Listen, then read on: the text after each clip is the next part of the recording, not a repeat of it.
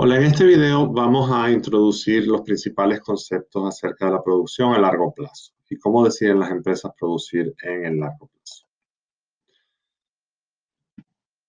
Em, Al finalizar este video, ustedes podrán calcular la tasa marginal de sustitución técnica, hallar el óptimo de producción en el largo plazo, definir el óptimo como la combinación de factores de producción que me permiten maximizar la producción dado un presupuesto o por lo mismo minimizar los costos para un nivel de producción fijo y resolver problemas de optimización de producción. Creo que al final de este video ustedes van a estar muy encaminados a poder hacer todas estas cosas.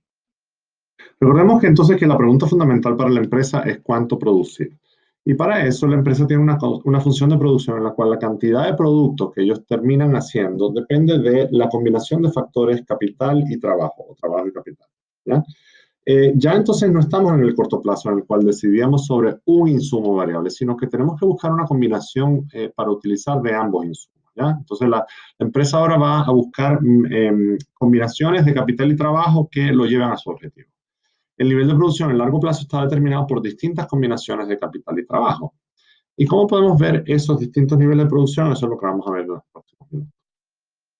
Primero, hacer unas definiciones. Vamos a definir retornos a escala como la proporción en la cual varía la producción, la cantidad de producto final, si todos los insumos varían en la misma proporción. Entonces decimos que hay retornos crecientes si el cambio porcentual en cantidad y trabajo es menor al cambio porcentual que resulta de la cantidad. Es decir, si yo duplico la cantidad de trabajo que yo utilizo, por ejemplo, por poner un ejemplo, y el producto que yo produzco, o sea, la cantidad de producto que yo termino produciendo más que se duplica, se dice que hay retornos crecientes a escala y eso ocurre cuando hay sinergias en el uso de los insumos. Retornos constantes se dan cuando la proporción en la cual aumentan los insumos es igual a la proporción en la cual aumentan las cantidades.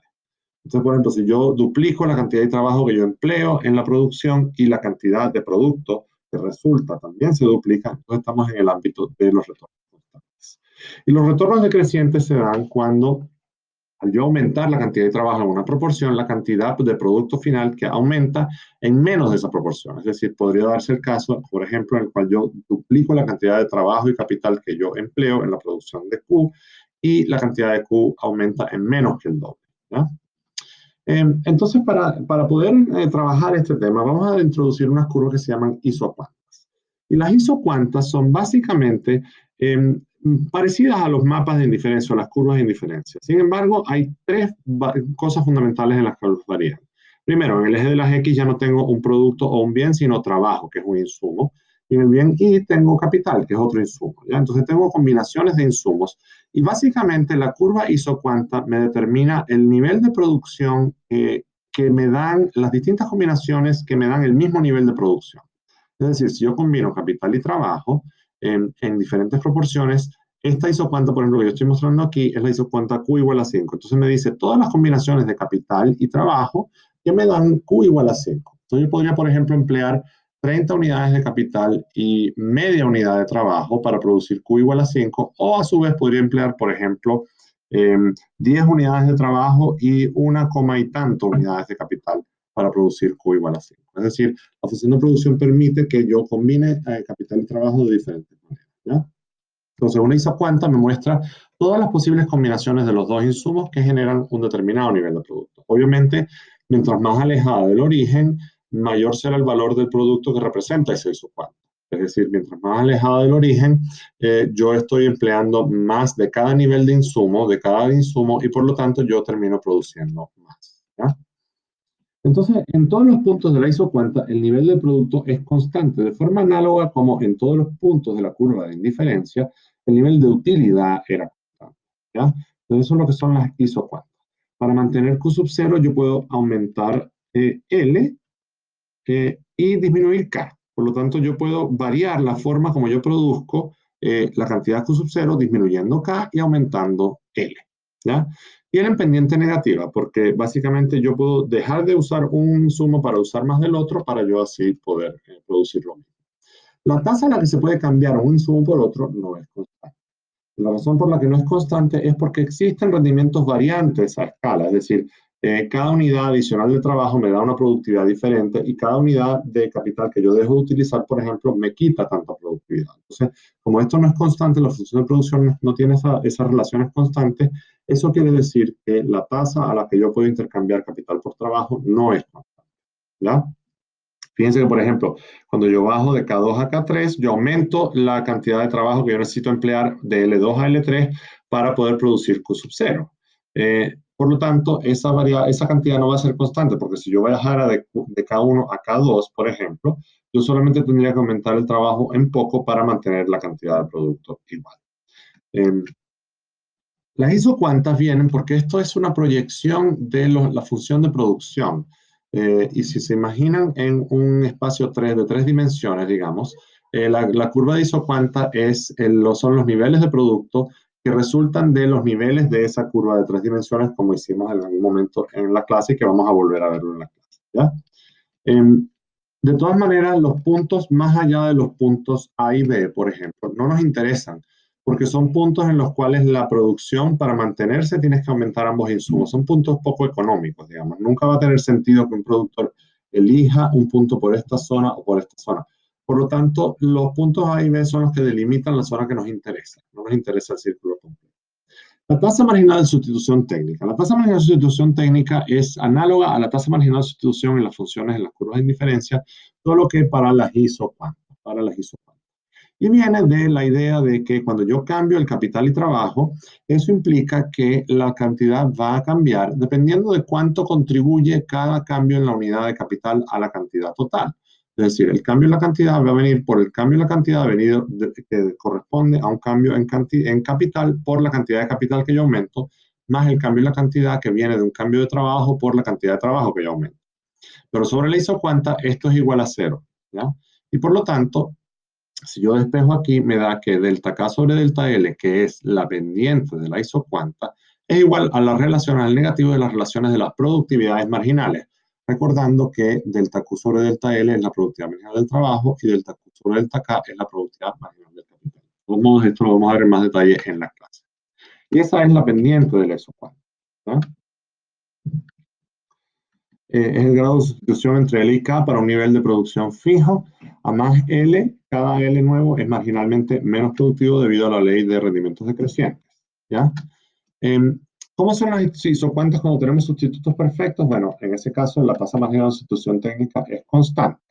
En este caso, por ejemplo, tenemos isocuantas que se parecen a estas de la misma forma como cuando en las curvas de diferencia teníamos sustitución perfecta entre los bienes que consumíamos. También existen complementos perfectos, es decir, proporciones fijas para la producción de bienes, y eso generalmente las isocuantas son, por ejemplo, así, min 3L sobre min, por ejemplo, Q igual min de 3L y K, y nos da que tenemos un mapa de isocuantas que es parecido a esto. Ya, en este sentido ya vimos cómo se produce, es decir, las isocuantas nos determinan las diferentes combinaciones que nos dan diferentes niveles de producción, pero también queremos saber cómo son el tema de los costos. Y ahí vamos a introducir una función que se llama la función isocosto.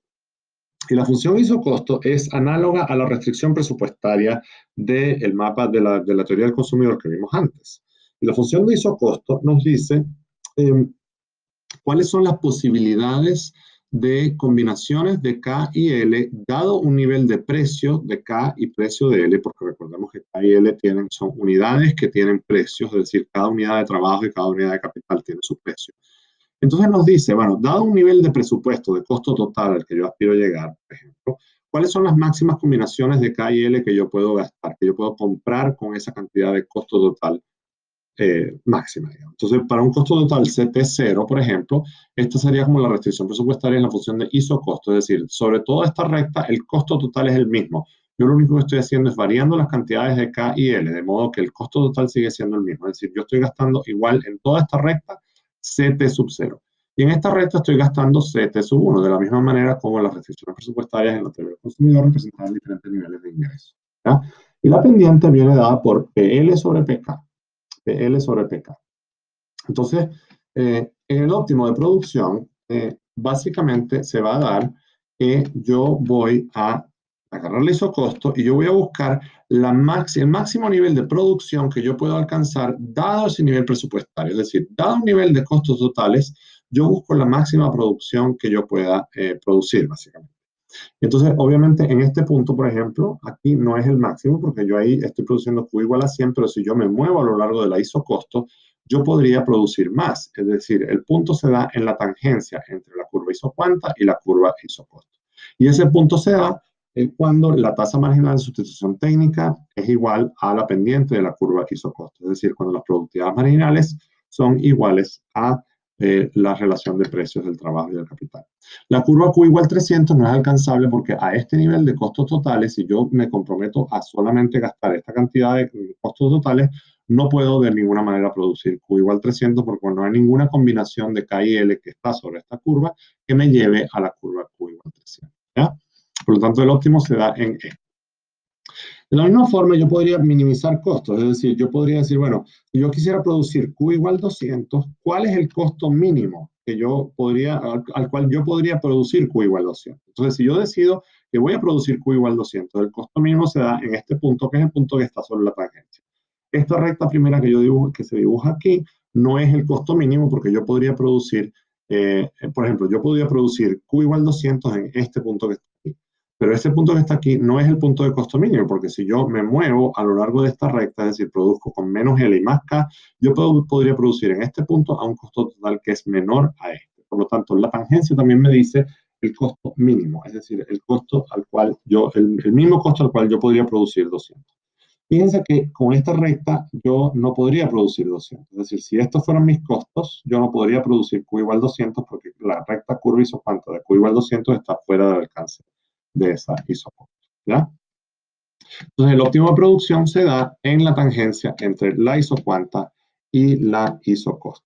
Es aquella asignación de factores que, dado sus precios y un costo total asumible, permite alcanzar el mayor nivel de producción posible. O aquella combinación que permite alcanzar un determinado nivel de producto al menor costo posible. ¿Ya?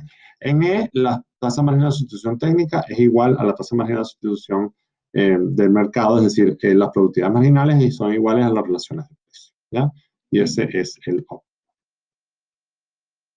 Por lo mismo, productividad marginal de L sobre el precio de L es igual a productividad marginal de K sobre el precio de K. Es otra manera de expresar esa relación. En este punto, por ejemplo, sabemos que la pendiente de la isocuanta no es igual a la pendiente de la isocosto, por lo tanto, ese no es el óptimo. Es decir, el óptimo se da es que cuando tú, por ejemplo, si productividad marginal de L sobre productividad marginal de K es mayor que el precio de L sobre el precio de K, es decir, esta pendiente de la isocosto es mayor, la pendiente de la isocuanta es en términos absolutos es mayor que la pendiente de la isocosto, yo me conviene aumentar el trabajo y disminuir el capital, porque el trabajo tiene una mayor productividad marginal, dado su costo. ¿Ya? Y por lo tanto, yo voy a alcanzar el óptimo cuando estas dos cosas se igualen. Esto lo vamos a profundizar en el libro y también en la clase.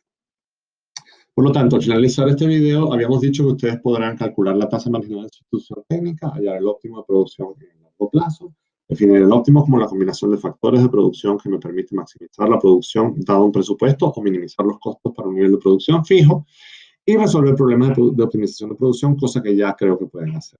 Por lo tanto, les voy a pedir entonces que terminen de leer el capítulo 9 del Frank y que hagan sus ejercicios.